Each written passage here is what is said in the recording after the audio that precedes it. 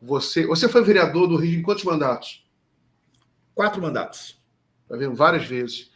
Aí, qual é a dica que você dá? Imagina que agora tem milhares e milhares de candidatos, no caso, pré-candidatos, né? As pessoas que aspiram a ser vereador, são milhares, evidentemente, é uma função muito importante, além dos prefeitos.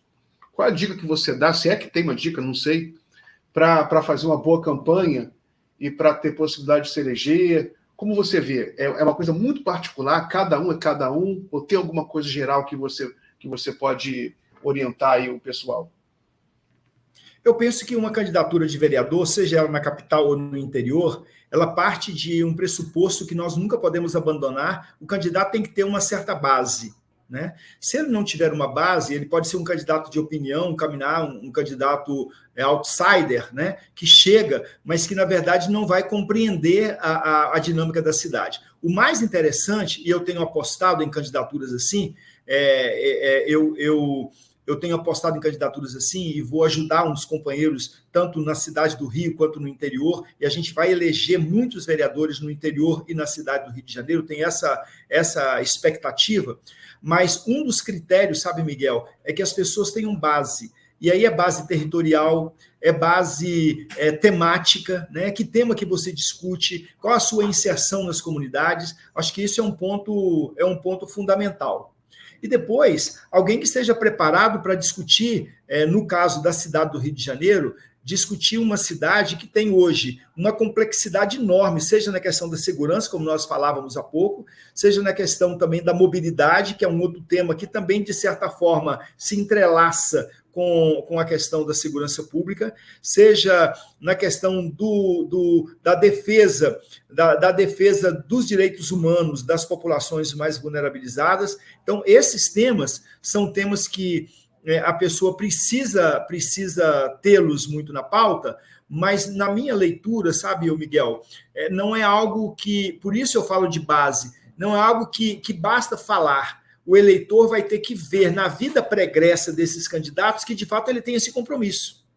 Então, acho que o eleitor está muito mais criterioso, e isso é muito bom para a política. Muito bom para a política. Quando a gente vem aqui para a Câmara dos Deputados e percebe que a gente tem uma Câmara tomada de pessoas que não têm compromisso com absolutamente nada, o único compromisso que tem é o compromisso consigo mesmos ou o compromisso com aqueles que patrocinaram as suas campanhas, portanto, não é um compromisso com o Estado brasileiro. Da mesma forma, é muito ruim para nós termos numa Câmara como a Câmara do Rio de Janeiro, como uma Câmara Municipal da Baixada Fluminense, como a Câmara Municipal da região do Noroeste Fluminense, do Sul Fluminense, de todas as regiões do Estado, da região metropolitana, deputados que não tenham base, vereadores que não tenham base, candidatos a vereador que não têm base, não é que não possam ser eleitos, podem ser eleitos por vários motivos. Pode ser um outsider, pode ser um camarada famoso, pode ser um cara que tenha uma rede social estrondosa, pode ser um cara que tenha muito dinheiro e que faz a campanha que não é a campanha que nós fazemos, mas na minha leitura, um candidato do campo democrático popular, ele tem que ter esta base de sustentação em que as pessoas com quem ele vai conversar digam assim, puxa vida, esse cara está na luta, esse cara tem um histórico e é nesse histórico que eu aposto.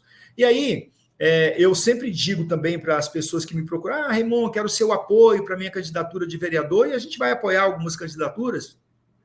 É uma das questões que para mim são fundamentais, viu, Miguel? É que essas pessoas tenham um compromisso com a democracia, e nesse momento que a gente está vivendo no Rio de Janeiro, o compromisso com a democracia, ele passa pelo compromisso com os direitos humanos e pelo compromisso com os pobres. Se a gente não tiver esses compromissos, eu não embarco em candidatura que não tem compromisso com os direitos humanos, compromisso com os pobres e, portanto, candidaturas que não têm compromisso com a democracia. Muito bem. E essa questão, por exemplo, dos evangélicos, né? No Rio de Janeiro, o Rio é um dos estados com o maior número de evangélicos do país, né? São quase metade da população já, mais de 40%, e o bolsonarismo acabou se envolvendo muito, né? Como você vê que deveria ser o diálogo da esquerda com as comunidades evangélicas? No caso do Rio, tem a Zona Oeste, que é onde a esquerda tem muita dificuldade Como você vê esse diálogo?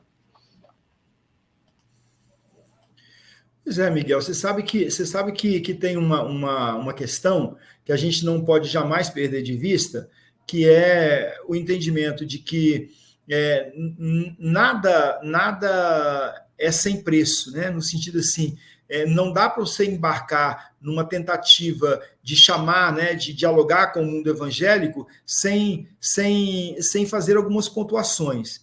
Eu acho que quando o bolsonarismo se apresenta do mundo evangélico, ele se apresenta no mundo evangélico como alguém que vai ampliar, né, esse poderio, né?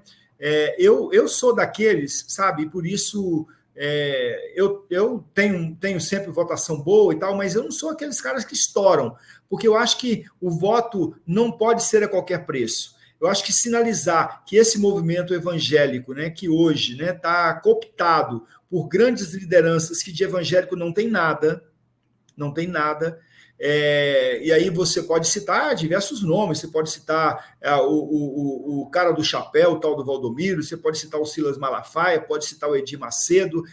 Na minha leitura, não que eu desrespeite essas pessoas, mas assim, o seu fazer político é um fazer político que de evangélico, na minha leitura, não tem nada. Só que a massa de pessoas que vai ao encontro, que de certa forma é cooptada por essas lideranças, você precisa de ter proximidade com elas. E como é que essa proximidade se dá? Essa proximidade se dá quando a gente pensa no Rio de Janeiro, por exemplo, onde a gente teve uma perda enorme de postos de trabalho. Como é que nós, da esquerda, que queremos nos aproximar dos evangélicos, a gente não os distingue, né? Porque, assim, o grupo dos evangélicos, o grupo dos católicos, o grupo da matriz africana, os grupos dos ateus e dos agnósticos. Na verdade, a compreensão, e eu sei que isso, talvez não, sei que esse é um discurso que não é um discurso que traz voto, eu sei que não traz voto, né?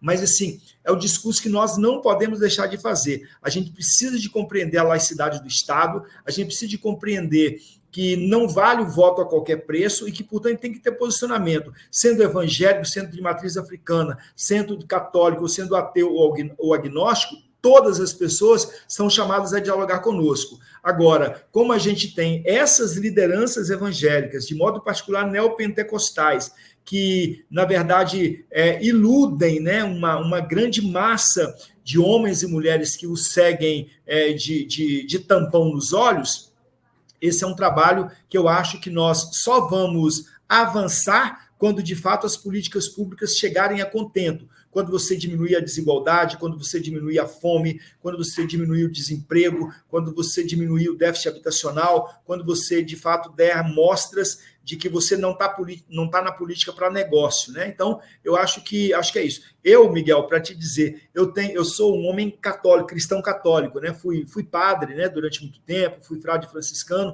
mas eu tenho muito voto na comunidade evangélica, tenho voto nas comunidades de matriz africana, tenho voto de homens e mulheres católicos, tenho voto de pessoas ateias e agnósticas.